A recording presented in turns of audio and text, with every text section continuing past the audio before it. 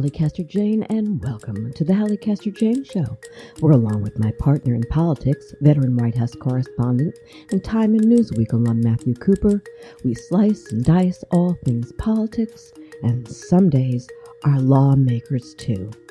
Before we get started, the Halli Casser-Jayne Show podcast is always available at hallicasserjayne.com and wherever you most like to listen to your podcasts. And be sure to follow me on Twitter at Halli Show Quotes. Now, on this week's episode of the Halli Casser-Jayne Show podcast, COVID is back with a vengeance and didn't have to be this way. And that's where we begin. In our second half hour, Pulitzer Prize winning author of the national bestseller WILMINGTON'S LIE, David Zucchino, stops by for a chat and a shattering discussion on the history of white supremacy. But first, it's Halli and Matt time. Here we go. Good morning, Matthew. Nice to talk to you this week. I needed to talk to you this week. I am here, Halli. It's good to talk to you. I needed to talk to you this week because I'm about to explode. And you always seem to be the only person in America who can calm me down when I go on my crazy explode. So here I go. All right. I'm here for you. I'm here to rant. About, ? COVID-19 and the surge in infections and what the hell is going on in this country. And you know, there's a healthcare issue, there's a political issue, there's just so much wrapped up. There's a mental health issue. There is so much wrapped up in this deal that it's ridiculous. So I know I'm going to talk to you first about Florida, which is a nightmare scenario. I tweeted yesterday I had to run out and go to Aldi, and I got stuck there because we had this torrential downpour. And here I am in Aldi, so I have nothing better to do than look around. And I look around, and what do you think I saw? Not a mask, not a mask to be found. Not in the employees or in the people there. Except, okay, Matt, except on one place, okay? And that is on me. Because I'm back to wearing my mask when I go into public places. Because yesterday, 16,000 cases of COVID reported, which is the second highest amount of cases per day since this pandemic began, recorded in the state of Florida. Here's where I go on my rant. We know about Fox News, Matt. We know about the Republicans, and we'll go into more detail about that. But you know who I'm angry with? I'm angry at the president. Nancy Pelosi. No, I'm angry at the president of the United States. Okay, I was close. You were close. Now, why are you? Now he did something better yesterday, and I think he solidified it today, which he is now going to mandate that federal employees must wear masks. Correct? Yeah. Too little, maybe too late for places like Florida. And I understand the district has got a pretty high problem there too. Yes. I think it's lower than most places. Oh, I was under the impression the other day that I saw something that was up, but nevertheless, let's discuss it in the realm of this. The problem is there's only one problem in the United States of America right now, and that is the unvaccinated people. Correct? Because without the unvaccinated... That's the main problem. Yeah, the main problem is unvaccinated people are not availing themselves of the free and readily available vaccine that is available to them and that the rest of the world craves. So, you know, that is the big problem. I mean, there are other problems with the Delta variant that we can get into, but the big problem is people who are eligible, people 12 and older, are not getting vaccinated. So and the vaccination rate for 12 to 18-year-olds is really low. Right. And by the way, and those are the pictures that we're seeing in Florida from the hospitals. It's mostly, I hate to say it, young people. But yeah. Here's my conversation of the many that we'll get into. We have been coddling these morons, and I'm wondering why. I'm wondering why the most powerful man in the world is coddling the unvaccinated when they, and we have to assume it's political. we don't want to mess with them. We don't want to stir up the hornet's nest. Oh my God, they're Republicans. Matthew, they're not going to vote for him anyway. And there are less of them than there are of us. I just don't understand why they don't bring the hammer down. I mean, if they can do it you can't smoke in restaurants, right? And you have to wear a seatbelt, okay, mandated by law. How do you not do something that kills anyway for politics? Now, I'll say my one thing before you respond, which is maybe he didn't want to stir up this hornet's nest to the depths that it would because of the infrastructure deal, which we're going to talk about in a minute. But I don't even think that's a reason. I'm sorry. The President of the United States, we right now have more caseload in this country of COVID than any country in the entire world. Why wouldn't he do everything he possibly can in terms of mandates? Federally, you can't mandate some things. I get that. But you can make it very difficult for public schools and la, la, la. Talk to me. Right. Well, I think public health officials have been faced with a dilemma since the vaccines were first approved for emergency use, which is, how do you get it into as many arms as possible? So they had a huge distribution issue at first. Then they had the issue of convincing people to take it and inoculate it. They did pretty well on old people, who were the most vulnerable to COVID-19. But the problem is that we're, several months into the period of available vaccines, and there's a pretty large resistant percentage of the population that doesn't show interest in getting fully inoculated. So, the question then is, what do you do? How do you persuade them? How do you educate them? How do you push them? How do you cajole them into doing it for the rest of our sake? Because you're absolutely right. Getting them inoculated is really key to everybody's health. I think you'll see more and more, playing hardball.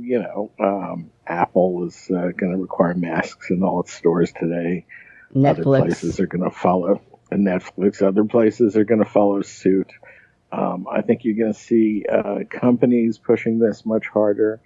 I think you'll see, municipalities in other places. In some places, you'll have liberal municipalities overruled by conservative county or state governments, like in St. Louis. I believe the city, reinstated some mask mandates, but St. Louis County, struck them down. So I think the feds are going to start to use many more of their tools. They're going to require testing and masks and vaccinations of employees. That's millions of people. That's going to have a big effect. Okay, but the problem is, Go ahead. Biden can't wave a magic wand and make everyone get vaccinated. I don't agree with that. I absolutely don't agree with that. I think he can wave a magic wand. He can wave a magic wand because there are different ways of waving a magic wand. I mean, what did they do with polio? I can remember them bringing the polio vaccine into my school. I'm telling you that there were little white cups. We had swallowed this stuff. They brought it to the schools. That's what they did. Now, I'm telling you that the federal government has more tools in its chest than they're taking credit for. And I do think that when the President of the United States gets up there and has a lot of power that I just don't believe that he's been using, shy of you can't, why you can't, Nancy Pelosi institute where somebody introduced some legislation that you're required to get a vaccination. Look, my health this is why I'm so angry. I'm angry that people who are choosing to die and who are stupid are controlling my life. I don't know about you. I'm back on. I'm not going out as much as I was because it's too scary. It's just too scary with those kind of numbers. They're putting up tents all over my area here in the hospitals. Now, we don't know exactly what the numbers are here because the asshole governor, DeSantis, a couple of months ago said, I'm not going to release the numbers anymore. So we're relying on local Democrat run governments. This is my hell. This annoys me. Am I wrong to be this annoyed? To let the idiots be ruling the day? What's wrong with that picture? No, I don't think you're wrong to be upset. I think the question is what tools do federal, state, and local authorities have to cajole people to get vaccinations? I think they'll use more of them in the coming days and weeks, and we'll see if that gets a response. But I don't think there is legislation that can constitutionally be passed. I don't know if a governor of a state can say, Matt, that I am saying that no local governments are allowed to institute mandates. Listen, that's because this is what Governor DeSantis has done in Florida. And I believe Texas has done it too. And now the local governments are just infuriated. So that wonderful, beloved Miami-Dade mayor, Daniela Levine Cava, who proved her humanity with the beautiful way in which she covered the Surfside condo collapse, has said, screw you, DeSantis. We're issuing mandates down here. Right. Leon, this is... yeah. I was going to say, let me just finish the point, which is, and a number of legislative, Leon County Administrator did it in... in Orlando, of course, Disney told him to go take a flying, this morning, and now Disney is issuing mask mandates, on their rides and in. And this dude is off in Utah talking about God knows what to get himself reelected. But the fact of the matter is, he now is threatening to hold a special session to say you can't do this. I mean, it's like the wild friggin' West. Well, unfortunately, this has been an ongoing problem even pre-COVID of conservative state capitals putting the boot down on more liberal cities, whether it's over taking down Confederate statues or, trans bathrooms or non-discriminatory laws. Remember, what got Mike Pence in so much hot water with when he was governor of Indiana was a state law that he was pushing that would have shut down Indianapolis's non-discrimination statutes. So this idea of Tallahassee and Austin, other state capitals, putting the boot on the rest of the state has been a big problem. Where is that, by the way? What's the take on that politically? They have the power. They don't have the power. What's the deal? Well, I think it depends. If a state passes, I believe that a state statute that says you can't take down a Confederate statue without our permission is going to be able to trump a local ordinance about Confederate statues. I don't think a governor can unilaterally declare that a city can't have a mask mandate, but if the state passes law, I think they can. So I'm not an attorney, but I believe. Well, I think it has to. I think all of this has to go to the courts, and it strikes me as interesting that no individual who's contracted COVID has tried to sue DeSantis personally or the office of the governorship or whatever on this, because the choices he's making are, putting people's lives in peril. It's as simple as that. So it seems to me to be, there are multiple levels you can attack it. But I don't think that we can let the libertarian point of view, if you will, rule the day. And like I said at the beginning of this, I'm infuriated by this. I am absolutely infuriated because I just don't. When a country gets to Matt where the dumb, and they are dumb, are ruling the day, we have no future. We have no future. On the subject of Israel has just approved a third shot because that's an issue that's coming up too. As soon as the CDC the other day said that they were thinking we should all be wearing masks again, even if we've been vaccinated because of the variant. Immediately you start hearing from the lunatics up on the Republican lunatics in the House flipping out, and I'll give it to my friend Nancy. She told the lunatic, what's his name, Kevin Baby, because he's a child, that he called him a moron. I like that one. Did you like that one? It was pretty funny. I mean, because Absolutely. he deserved to be called a moron. I mean, he's up. First of all, he sounds like a moron. He looks like a moron. He's not looking very good, by the way. He must be really stressed. But Israel's approved a third shot, and our CDC, our august CDC, is being called, sending dual messages because these people are so simple that they don't see things change, and you have to go with the flow. How are you like? How are you thinking how these House Republicans are defiant and crazy and are they insane? What's your opinion? Well, I can't give a clinical diagnosis of what ails them, but it's bad. Look, they've been they've become a party of Trump sycophants and vaccine skeptics, if not opponents, and there's a lot of nuttiness out of there.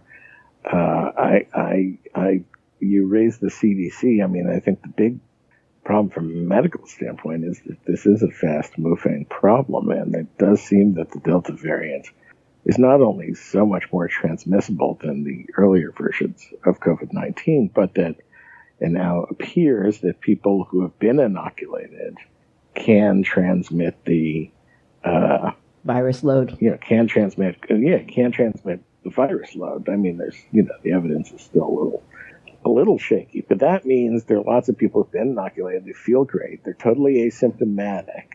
There's no reason to think they're sick, but they could be spreading it. They're petri dishes. We're all petri dishes. They're petri dishes, right? So. So now you get a situation where, okay, there could be a lot of spread in the fall. You got a lot of young people who are not vaccinated. Those are really low rates. I worry we're heading towards a big school shutdown again. Yeah, no, that's on my list. I'm glad that you brought it up because I think that's the secret thing. There's definitely stuff going on here. That they realize that they're not going to be, unless they can get these under 12 kids vaccinated, which right now they can't. The schools just might not open. Even around here, which is a high compliance area, it's under 50% for the 12 to 18, right? And they're nowhere close to getting a vaccine for under 12. I mean, that's going to take a while. So I fear we're going back to a school shutdown or a non-school shutdown. Well, let me bring this up too. Yeah, and what's happened to date is going to seem mild compared to when we get to that, because I think people are going to freak. Well, they are going to freak, but it's their own fault. They're going to freak, but it's the people who are going to freak that their kids aren't going back to school who are the reason that their kids aren't going back to school. Because for one, you could, like the guy said here in Florida the other day, he said we're asking kids. Oh, here it is. He's DeSantis' medical advisor, chief medical advisor. Forgive me. I wish I'm still coughing from the stupid COVID. But DeSantis' medical advisor, Matt, said that forcing kids to wear masks is child abuse. So if they're not going to wear masks when they go to school, there you go. I mean, that's what's so stupid about this whole thing. So it's like, you wonder what the thinking is behind this. It's the most circuitous, crazy, madhouse kind of thinking that's so self-defeating. It's like half America is Looney Tune. Okay. Anything else you want to say on this one before I... Well, I would just say that if you have a super transmissible Delta variant that can be spread by people who are inoculated and asymptomatic, and you have a huge percentage of the population, kids under 12, who cannot get a vaccine, that raises a lot of questions about schools and school openings. And so let me ask you on a personal note, if you had a kid... That's just leaving aside the whole, idiots who don't get vaccinated problem. Yeah, no, it's every one of those kids who goes to school who could be carrying the variant It's spreading it to a teacher or to a parent or, a visitor or the custodian or the teacher who's totally inoculated is spreading it. And this is the thing. This is it. It's like I was talking to a friend yesterday who said, you want to go out for dinner? And I said, no, those days are over again. Until sit out. Well, you can't. Some restaurants you can't. It's it's summer in Florida. It rains every 5 seconds. Well, that's true. It's hot, and it's 190,000 degrees out, and I don't mind the heat. Right. But anyway, can you get the canopy? Can you get the the big umbrella at least? No, because when the rain comes in tropical 9 o'clock, maybe you'll like dinner after 9. The tropical comes and it goes sideways. The so rain. Really not really an option. You can't go to Boca and eat out late. Okay. It's my favorite restaurant. I'm sorry to rant like this. I just think we're in La La Land, and I don't think we're ever coming back from La La Land. That's where I'm starting to think, and that's got me scared to death. I really do. I think that these lunatics have taken control, and I'm going to go back to Biden. I don't think that he has been, hold a fireside chat, President Biden.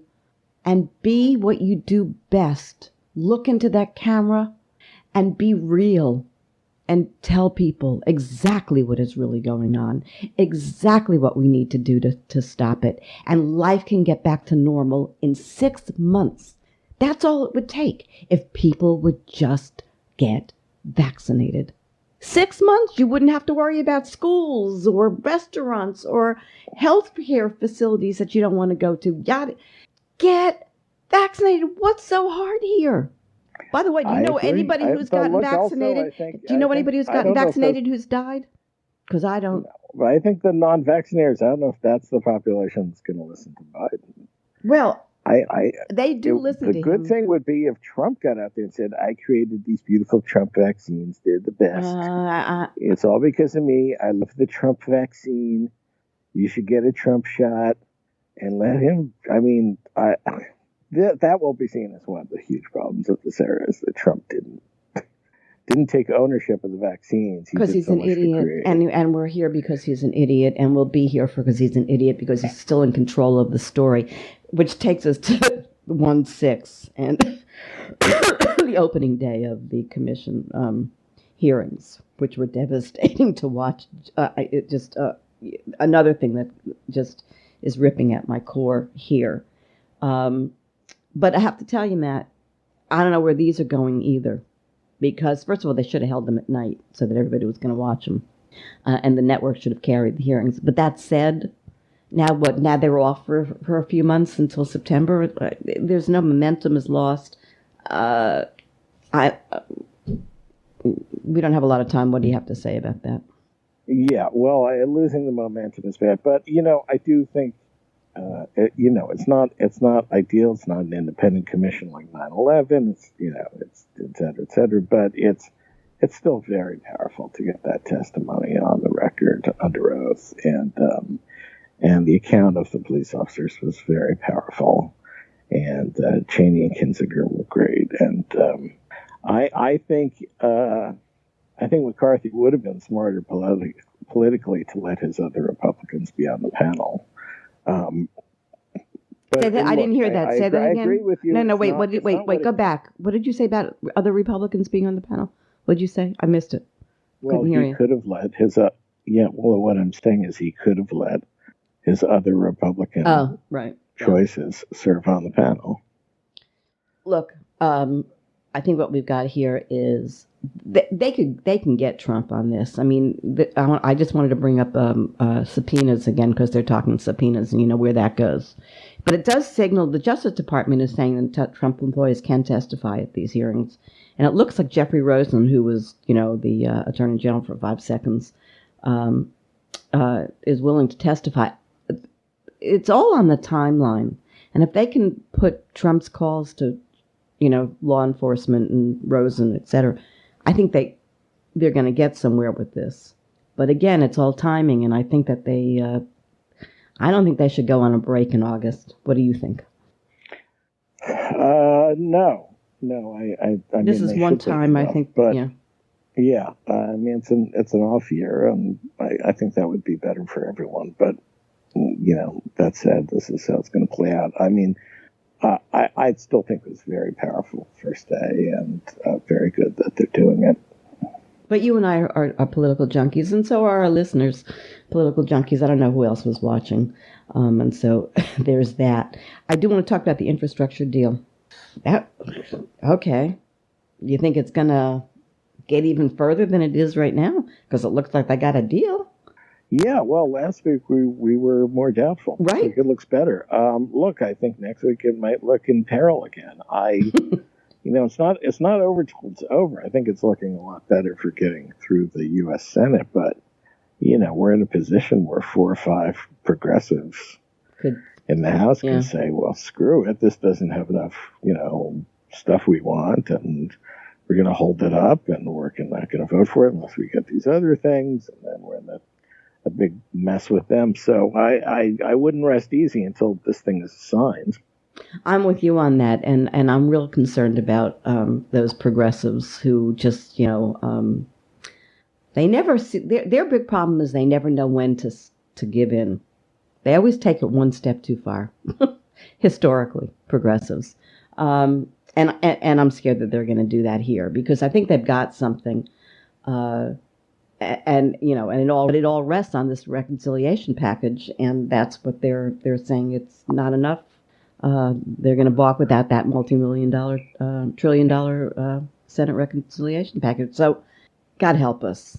But we've gotten this far, and I never thought we would get this far. So, kudos to Biden on this one. Yeah, I think so. Biden really believed in it, and he pushed for it. And only a president's intervention could have made this happen. It couldn't just happen organically. No, for sure. And the Republicans. And I think. I'm sorry. Go. Yeah. Too much coffee. Well, I think the impeachment and some other things will break the logjam a little bit. So that and some retirees, and so I there's a little bit of kismet going on here. Let's hope it lasts. Those who voted for it, the Republicans, does that give you a clue into what's happening in the Republican Party? I think a little bit. I mean, I think we've always known about the more moderate Republicans like Murkowski and, some of the retirees who feel a little more free, like Portman and Romney and such. I think when you've broken with your party on something like impeachment and you've lived to tell the tale and survived, it gets your courage up a little bit for other things. And I think you're going to see a little bit of that. So, but it's tough to replicate this. This is really popular stuff. No, that's true. This is something back home. But they couldn't. This is the easy stuff. This isn't like raising taxes. This is but giving people shit. Except that they've been trying to do it for years and couldn't. So that in that sense, that even though you think it's the easy thing and I think it's the easy thing, it hasn't been. No, I don't think it's easy. I say it's only easy relative to other issues. Where exactly. You want to try to create a bipartisan coalition. Look, if Trump wasn't a moron, he could have done this in 2017. Well, sure. Quite easily. But he's an idiot. But it does, like I said. So I hammered Biden in the beginning of the show, but let me just say he deserves, he deserves applause for that got this far. He just really does. I want to quickly get to a couple of things before we close because it's a short show today. The Olympics is I can't watch them. I can't. It just doesn't seem. Explain what.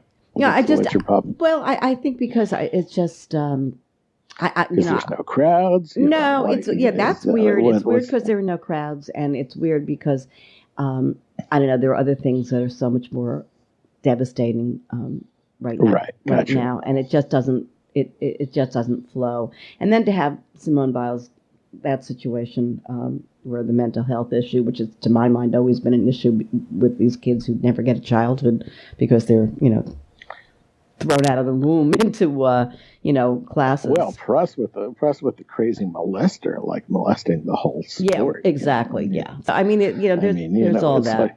It's like if Jim Jordan ran American basketball. GYM. Yeah. By the way, speaking of GYM, he now admits that he spoke with Trump the day of 1/6, and that's going to be a very big story, I think. All right, I'm going to close real quick. I'm with a couple of quick things. One is Trump losing his influence, he couldn't get that Susan Wright across to win down in Texas. He's blaming on the Club of Growth, saying they gave him a bad recommendation. Sure, But this isn't the first time he hasn't been able to help. I'm wondering whether or not in odd ways.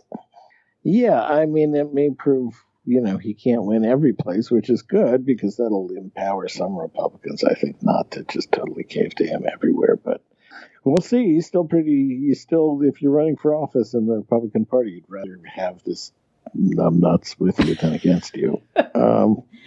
George P. Bush didn't figure that out, did he? No, That was pathetic. Yeah. The voters are always going to go with real MAGA over fake MAGA. And, Paxton's the real deal. Yeah, no, I mean, for sure. Jared Kushner announced he's leaving politics. My question, when was he ever in politics? He worked for a mob boss. That's not politics. Bada boom. Yeah. Well, thought I'd give you that one.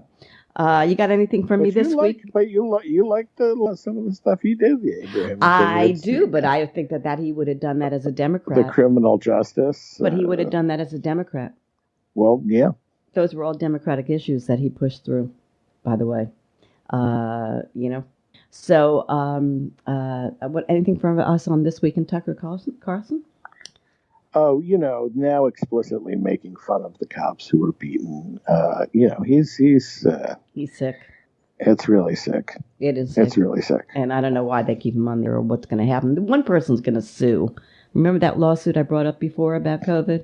Somebody's going to sue him or sue one of these bad guys on Fox for giving them false information.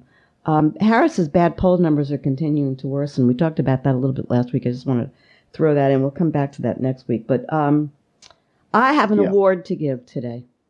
Oh, good. Oh, wait. Before I give the award, let me also say Senator Barbara Boxer was assaulted and robbed in Oakland, California the other day. Yeah. That was just nuts. Jerry Brown. Well, we've been talking about crime a lot. And, to have that happen, that was not good. And I don't think it got enough press because she's a former rather than a present. But here's my award.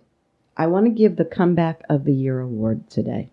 And today that award goes to Michael Cohen, Trump's former hitman, if you will, who is the only one who went to jail because Trump didn't go to jail in the whole Stormy Daniels debacle. Right. This guy is loved by all the pundits, by everybody. He's everybody's mensch. And it's a story. It has to be written because you can be a terrible human being and do everything you were told to do. And you go to prison and you can come out and you can be rehabilitated. So let's end on that unless you have something you want to punctuate my statement with. No, I think that's a good note. He seems happier just based on his TV appearances. He seems like that burden's been lifted. Fascinating story. He's a fascinating man. Okay, buddy, that's it. Talk to you. All right, talk to you. Bye. Bye. I want to introduce you to North Carolina author David Zucchino.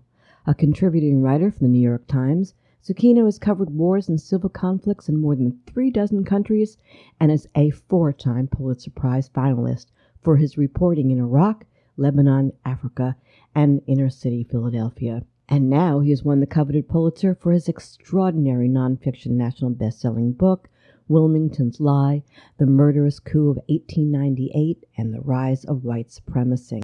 Truly a gripping account of one of the most disturbing, though virtually unknown, political events in American history. Let's talk with David Zucchino. Hi, Hallie. How are you? I'm great. How are you? I am just happy as I can be. Glad to hear it. Nice to have you here. Wow. Well, thanks. Yeah. I'm like, some interviews are very easy, and then there are some that aren't so easy. This isn't going to be an easy one because there's a lot of ground to cover here on so many different levels. You really have had done yourself on this. So let's just at least start here. I didn't want to do a setup. Sometimes I do that at the beginning of an interview. I'm going to let you kind of do an elevator speech about what this book is about.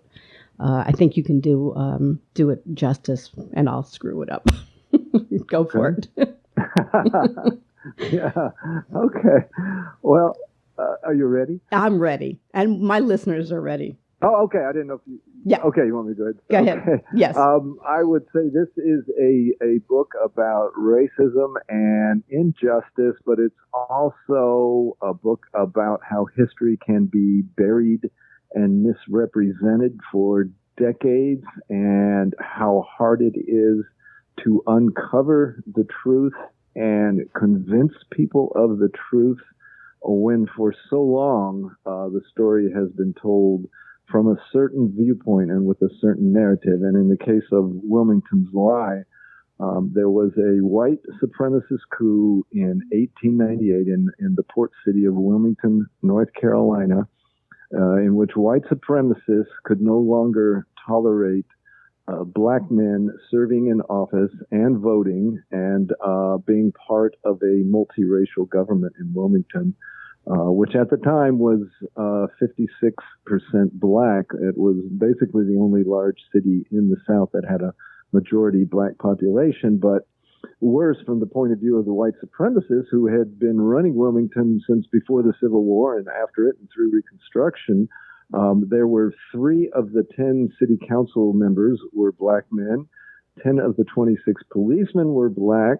The postmaster, the county treasurer, the jailer, the coroner were black. There were black magistrates. There was a thriving black middle class. There was a really solid professional class of doctors, lawyers, and professors. And this was just too much for the white supremacists to bear. So in the spring and summer of 1898, they launched what they called the White Supremacy Campaign.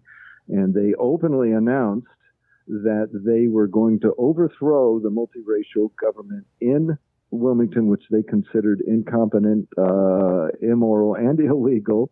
But their overriding goal, their much larger goal, was to prevent black men from ever again voting or holding office.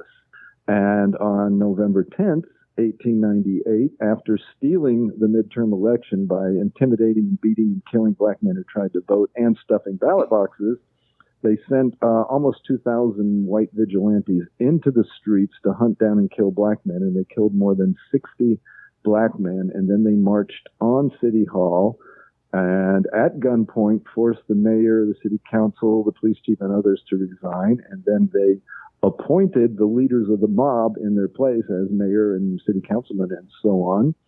And from that point on, they instituted white supremacy as official policy, not only in Wilmington, but throughout the state for the next probably 50 or 60 years.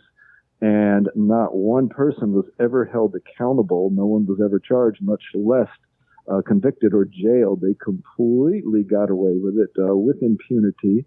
The federal government did absolutely nothing. President McKinley was warned both before the coup that it was going to happen, and he was begged afterward to send federal troops to restore the voting rights of black citizens, and he refused to even mention it. He never mentioned it in public. And the fact that white supremacists could murder black men, could overthrow an elected government — this was the only overthrow of an elected government in American history — showed and demonstrated to white supremacists across the South just how easy it was to suppress the black vote and to keep black men out of office. And so this was a blueprint for the rest of the South, which embarked on their own campaigns to intimidate and beat and murder black men and keep them out of office. And it was extremely successful. So this was just a pivotal moment in American history that nobody knows about because it was purposely buried by the white supremacists and portrayed as a black plan to stage a black riot and overthrow Wilmington and kill all the whites, which was obviously the truth was completely the opposite. And that's why the book is entitled Wilmington's Lie. I knew I couldn't do it as well as you. So great. So listen, I'm a student of history. I mean, you refer to, but I just don't understand how this went uncovered for so long or buried for so long. It's just amazing to me. I mean, honestly, a private school educated college graduate. Oh my God, how come I didn't know about this? Right. And I majored in history. So I don't get it. But how did you get involved? How did you find out about it? Because that's before amazing. I explain how they did it, I have to confess, and I am embarrassed to say, I went to high school and college in North Carolina, and not once did I ever hear about this. I was completely ignorant. I had never heard about this event. I did not learn of it until 1998 when there were centennial events in Wilmington to mark 100 years, and that's the first I ever read about it. And my reaction was, how could I be so ignorant and not know about this important moment in American history? And secondly, how could this happen in the United States of America? And the more I looked into it, the more I realized no one had really written much about this. And I just decided that I wanted to correct the historical record and bring this important event, to readers across the country. And you ask how it was able to be buried for so long. What's interesting is, first of all, the white supremacists who carried out the coup were very proud of it and bragged about it. They held massive celebrations in Raleigh and in Wilmington after the coup, after taking over the government. They wrote books and letters to the editor. They wrote newspaper stories celebrating it. They wrote about it in their memoirs. But once that generation died out, it became very inconvenient for white supremacists in Wilmington to embrace what really happened. So they instead perpetuated the myth, the false story, that it was a black race riot. And eventually they just buried it, but not before the public school textbooks, which I quote from in the book, from the 1930s and the 1940s, North Carolina high school history textbooks celebrated this as a great moment of good government and restoring white men to their proper place in charge of inferior black men. I mean, this was in public high school textbooks not that long ago, which was stunning to me. It was just shocking. But that sort of explains how it was buried for so long and how it was misrepresented. I will tell you, reading this is a very, very painful, disruptive experience. Because it's disturbing. It really is disturbing, and I think today that kind of thing. Look, what's his name when he was killed by the cop.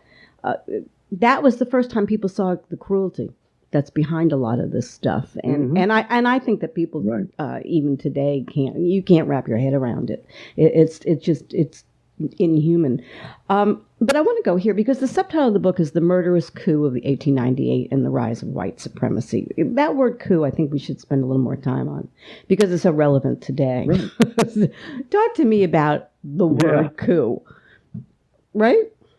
Yeah. They very clearly said they wanted to overthrow the government and replace it. And that was a coup. A coup, if you overthrow a government by force, that is a coup. And that was that goal. And what's interesting is they announced it beforehand very publicly, and that drew in the national press, and particularly the northern press. All the newspapers came down. The New York Times, Washington Post, Philadelphia Inquirer, Chicago Tribune, and all adopted, the white version. So this just shows you the power of disinformation, which we see over and over again today in a completely different media landscape. In 1898, newspapers were king, and they were the only source of information, but they could dominate the news and create a fake news campaign very easily, and they did very expertly. But we're seeing the same thing today, but it's a very fractured media universe because there's so many different outlets. And then there's the internet where you can have these dark corners of the internet perpetuating lies forever and people actually believing it. Yeah, I'm not sure which is more dangerous. But I want to go here too because, right, those who, that oft used quote, those who do not learn history are doomed to repeat it. And in your book, nor our conversation cannot be discussed in the vacuum because coup, lie. Did you know this going in, by the way, when you wrote that? Because we're now talking about the paperback version, which is what, 2 years later, a year later. that came across my desk. So you were ahead of the curve on this. Talking about the luck. I wish I could say I was brilliant. I knew all this was going to happen, but I didn't. It was just a coincidence that this there book are came no out, coincidences, during this my whole friend. period of racial reckoning. I know. Right. But unfortunately, it came out at a time of racial strife and racial reckoning, and George Floyd and all the Stop the Steal and all the election shenanigans. So the timing was unusual. So, it's interesting because just as we were getting ready to talk, January 6th Select Committee is seated today talking about January 6th coup and the Trump lies and the attempted coup, which in my opinion it was, and is ongoing, by the way, in my opinion. Republican committee member Adam Kinzinger, this just came across the wires a few minutes ago, made the point that there is a difference between a coup and a crime. No irony here. No irony here at all, David. So what's the difference? How does he define the difference? Well, I didn't get to watch it because I'm talking to you. Okay, sorry. So both of us have to go back, and we're going to have to find out what he does. I'll go back later. Yeah, but I'll tell you, there is a difference. I covered Central America in the early days, and there's something that's pretty familiar there. Because one's political. It's politics. It may also be a crime, but it's a political stance in a lot of these instances, and it's using the political realm to get what you want for your personal greed, if you will. And I think that applies to the story that you're telling as well, because I can't help thinking that Trump's staff read your book. I'm reading it and I go, I think this. I doubt it. He didn't, because he doesn't read, but the staff. And that's how I see it. But back to the book, this research, because you make a point about the research that you did. It was easy for you to get the research from the whites because they were proud of what they were doing, but not so easy to get it from. Talk to me about that. Yeah, it was very difficult to make this balance because, as you say, there was so much available on the white side because they were so proud of it and they left this long record. As you can imagine, the black citizens of Wilmington were in fear of their lives. They were running for their lives. Thousands of them got driven out of town. At least 60 of them were murdered. The black newspaper was burned down, so it was much more difficult to get black accounts. Fortunately, several ministers and lawyers left detailed memoirs and accounts, some published at the time. There were two black authors who wrote novels within a couple of years after 1898, which were novels but very factual based.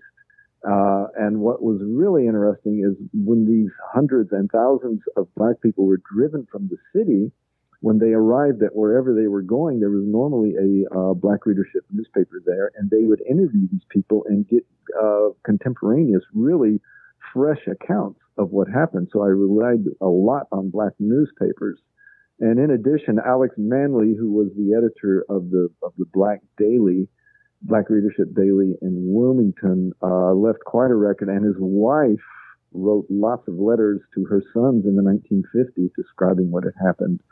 So from all this, I did get a pretty rich black point of view, but it took some digging, and it still wasn't as extensive as the white narrative because there were just more whites writing more about it.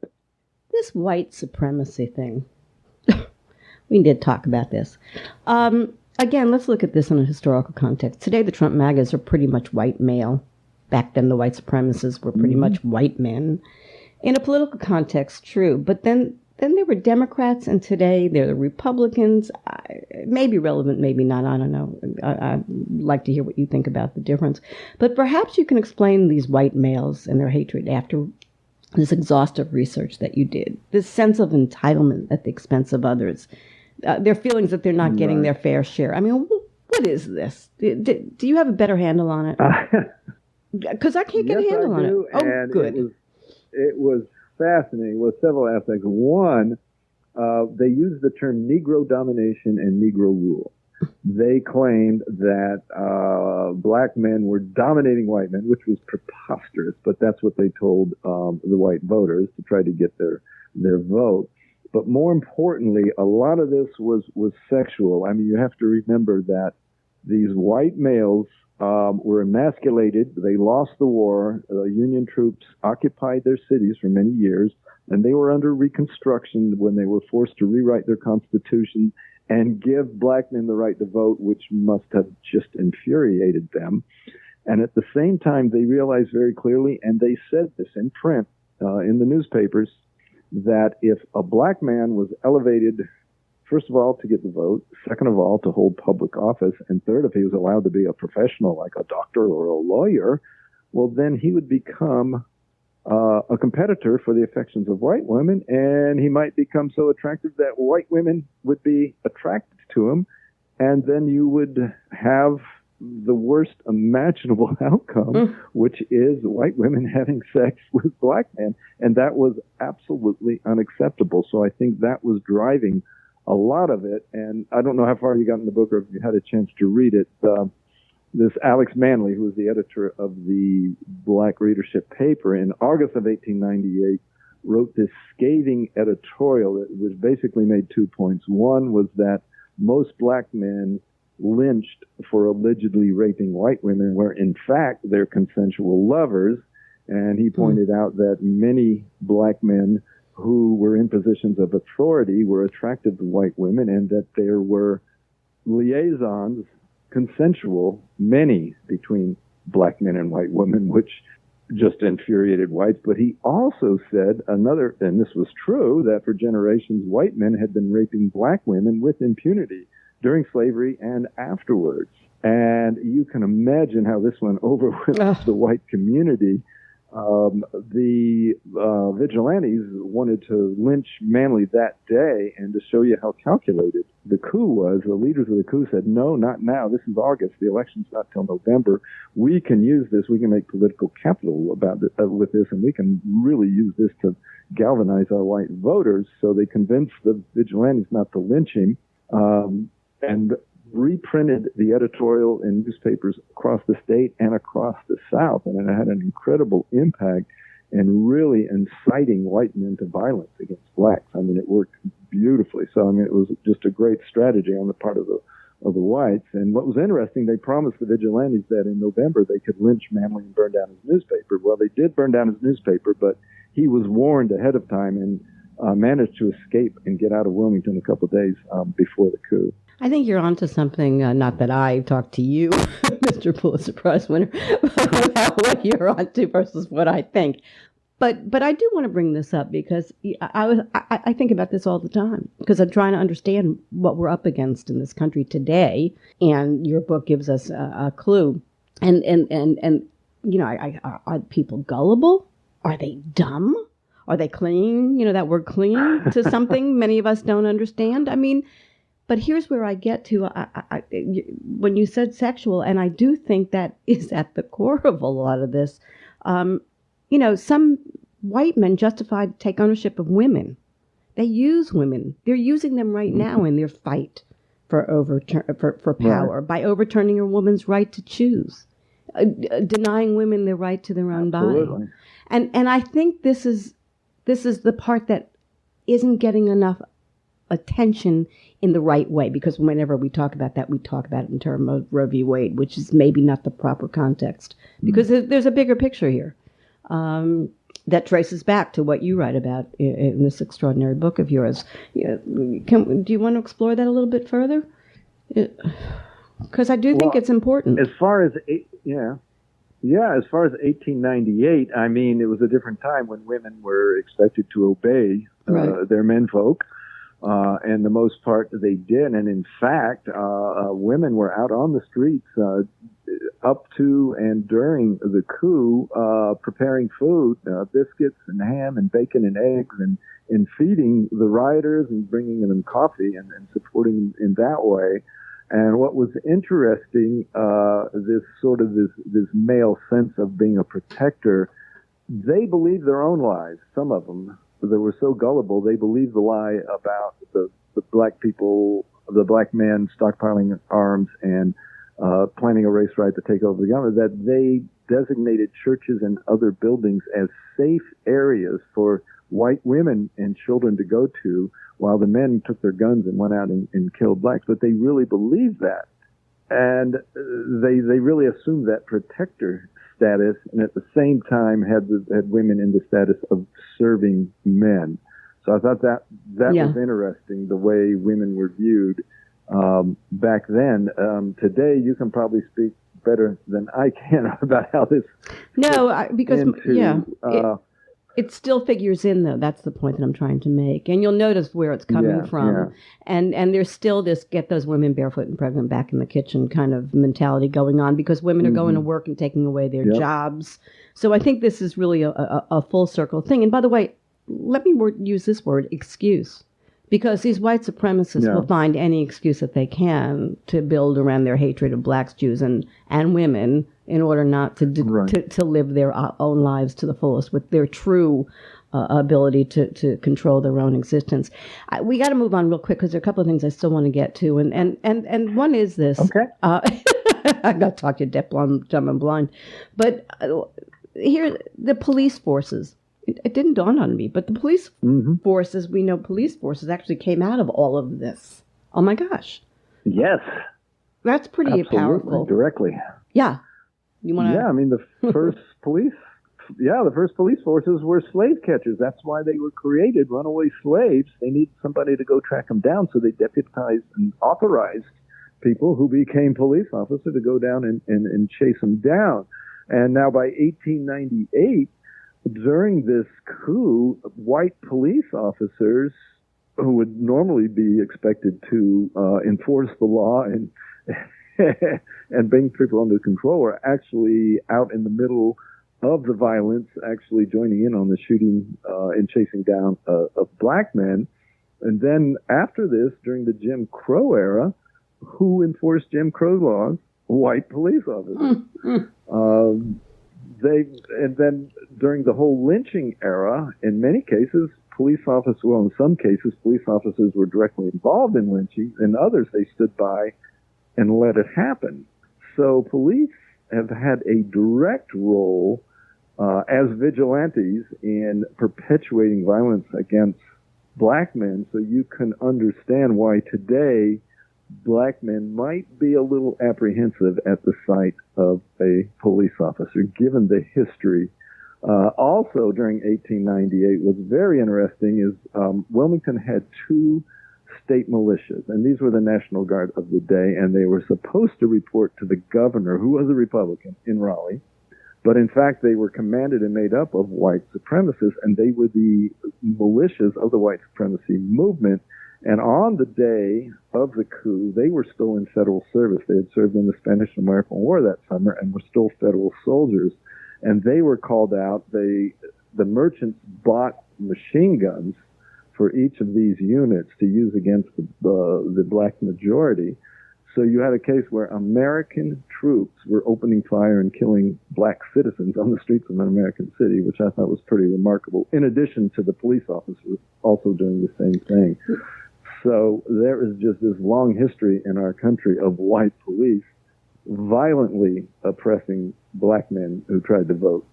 Very scary when you bring it to today, and questions about you do, not only do you see it today, but there's an infiltration today of these white supremacists. We are slowly finding out. I want to see what happens with the commission and how deep they go.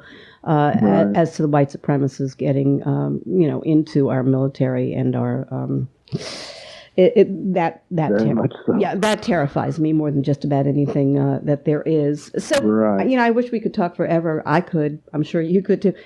It's 120 odd plus years later, following the Wilmington coup, and I'm curious what you think. Seriously. Are we making progress? Are we backtracking? Will we ever purge this country of this kind of crazy hate, bigotry? So on the last day when you wrote the end on your manuscript, David, where were you emotional? Mm-hmm. On the last day that when you wrote the manuscript and when you write... I was fatigued, worn out, depressed. It was very hard to write this book. I had to stop and take breaks because it was so unrelentingly depressing and upsetting. And I kept thinking about, I'm not writing about South Africa or Afghanistan. I'm writing about the United States of America and look at this happening. And right as I was finishing up the book, there was that case of Aubrey, I forget his first name, in Georgia, the unarmed black jogger. Mm-hmm. And the two vigilantes tracked him down and killed him for no reason at all. And they may get away with it. But it tells you that mentality is still there. They saw a young black man and just assumed he was a thief. And that was the justification. They said, well, we had to chase him down. He was jogging through the neighborhood. And we had to chase him down and kill him because he was jogging through our neighborhood and he probably committed a crime. And that just depressed me and made me realize that mentality hasn't gone anywhere. It is still here. And then, of course, you see George Floyd and you see all these other instances of unarmed black men being murdered by police when it is the police who escalate the situation. In almost every case, the black person is terrified and is trying to de-escalate the situation, and the officer escalates it, and the black man ends up getting killed. And as you know very well, the only reason we're seeing this now is because everybody has a cell phone. It's been going on for years. We just didn't have cell phones before for people to record it. So when I ended this book, I was extremely depressed, and I'm only more depressed now, especially after January 6th. I do not have hope. Let me make you more depressed. Voters' rights. Because that's where where we leave it. Because that's yeah. That's what the coup was all about. The coup, the overriding purpose of the coup was to keep black men from voting, and they were very clear about that. And they were extremely successful. And from 1898 up until the passage of the Voting Rights Act in 1965, very, very few, almost no black citizens voted in North Carolina. So you can see how successful they were. But we still have it today. You have white Republicans here in North Carolina and across the country doing everything they can to find ways to make it as difficult as possible for black men to vote. There was a voter ID bill that was passed here in North Carolina. The federal courts overthrew it and the Supreme Court upheld it. And the federal court said the law targeted African Americans with almost surgical precision. And they looked at just how specifically it was aimed at preventing African Americans to vote. And we see it over and over again in all these other states with voter ID laws and voter suppression laws, looking for any way to keep African Americans from voting and to make it as difficult as possible under the guise of preventing voter fraud, which goes all the way back to 1898 and the stolen election. So we've come full circle, and I don't see a lot of progress in this country on race, matters of race. I really don't. And on that depressing note, this is a beautiful book. This is an amazingly well-written, exhaustive look into something that all of us need to know a lot more about so that we don't make the same mistakes going forward. Thank you, David. What a pleasure. Thank you, Hallie. It was a pleasure talking to you. It was a great conversation. Thank you. Thank you. Bye-bye. I've been speaking to Pulitzer Prize winner, the author of Wilmington's Lie, David Zucchino.